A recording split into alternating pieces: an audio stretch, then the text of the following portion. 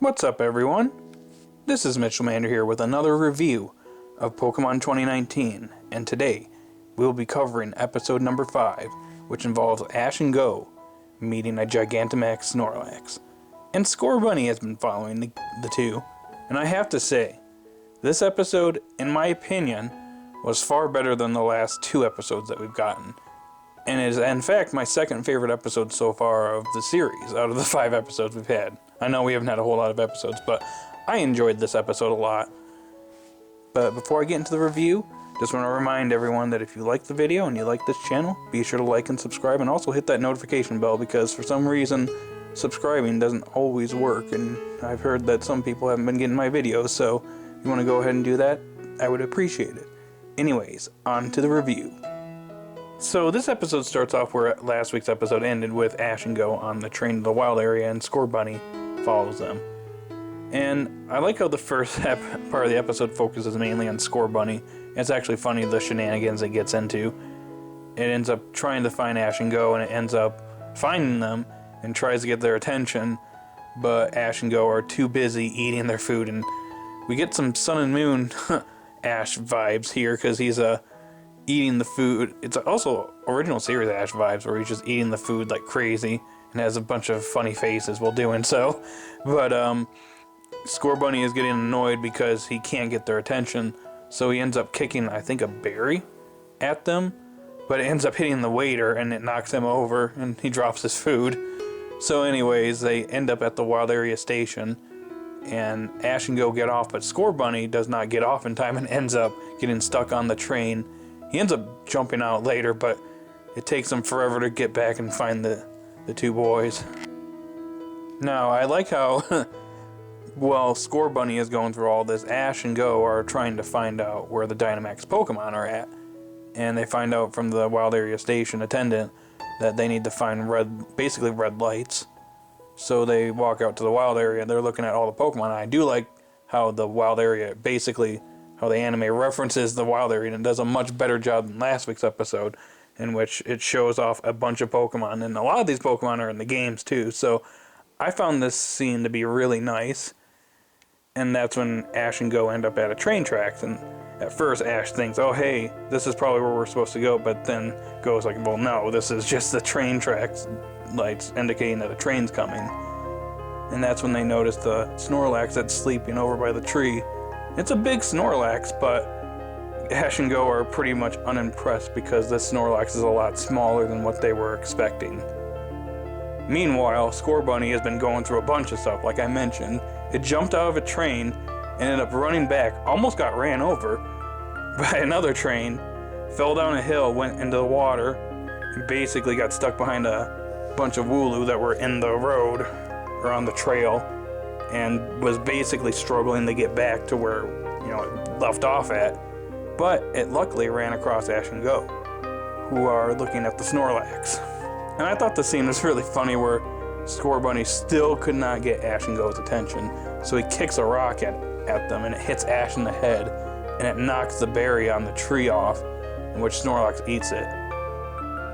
And then right after all this happens, that's when they finally notice that Scorbunny is there. And Scorbunny goes up to Go, and it's pretty clear to Ash that Scorbunny wants to go with him or become his Pokemon.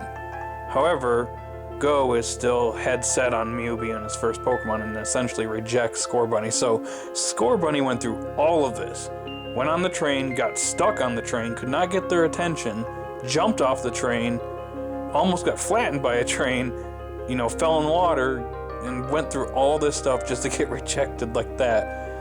But then, after this happens, that's when a bunch of red lights appear, and that's when the Snorlax goes into its Gigantamax form, which is a very cool scene. It's really cool in the anime, I gotta say that. And it looks awesome. However, the 2 boys realize that the Snorlax is so big that it went over the train tracks, and they notice that another train is coming in 8 minutes. So they gotta do something. So they try to move the Snorlax, but obviously this Snorlax weighs like 1,000,000 pounds, so they're not moving it. But that's when they notice there's a berry on the tree, and that's when they figure if they can get that berry to fall off, maybe they can, trigger it to shrink back to normal size. So the two boys try to get up there, and well, Go has a bit of a struggle climbing up, kind of like in the episode 3 where he was having trouble climbing.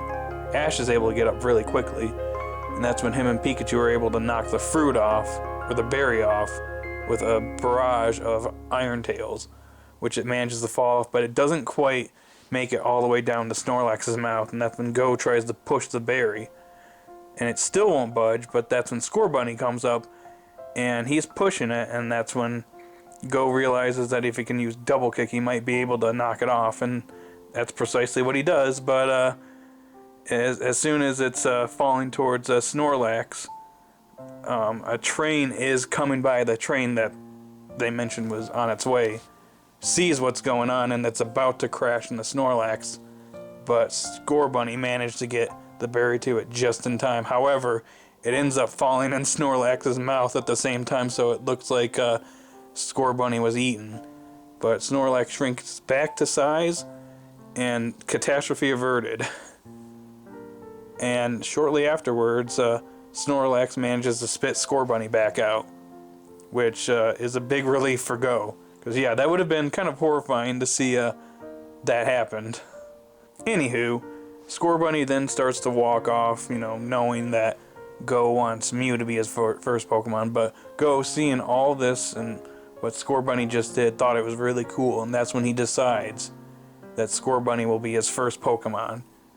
And it's really funny here, too, because, even though it's a nice scene, he tries to throw a curveball and catch Scorbunny, but because he probably hasn't practiced at all or has any experience catching Pokemon since it's his first one, he throws a curveball and completely misses, but Scorbunny jumps in at it and kicks it up and catches itself in the ball.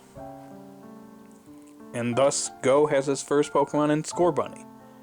And he has a little freak-out incident because the Rotom phone basically takes the Scorbunny's data, and he's losing his mind over that, and that's probably going to lead in the next week's episode where he wants to catch a bunch of Pokemon.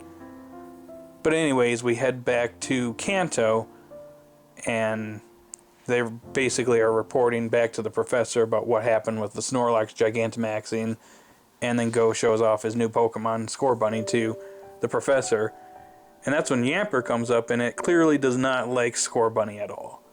But it seems to like Pikachu a lot, and Scorbunny gets kind of jealous about that.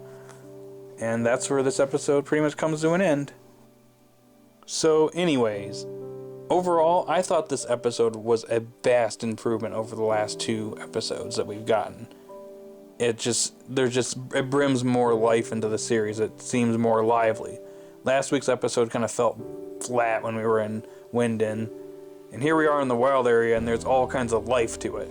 I like it, and I also like the struggle that Scorbunny went through to get to Go, and just what it had to go through. And I just like the bond that the two share in this episode. Not to mention that the Gigantamax Snorlax looks super impressive in the anime. It looked really nice to look at. In fact, the animation overall was a lot better in this episode than the last 2 weeks. So, overall, a great episode. If there's one con I do have is that Koharu did not show up again, and I'm hoping that maybe she'll show up in next week's episode, because I don't know, I really think she needs to show up more, because we got to see her Yamper, but she didn't show up at all. It would have been nice to see, her reaction to Go getting Scorbunny and maybe question, hey, I thought Mew was supposed to be your first Pokemon. Just a little minor nitpick, but overall, good episode. I'd say probably an 8 out of 10. So, yeah. That's my final score for this episode. So guys out there, what'd you think of this episode? Did you like it? Did you hate it? Give me your thoughts in the comment section down below, and be sure to like and subscribe. And I will talk to you all later.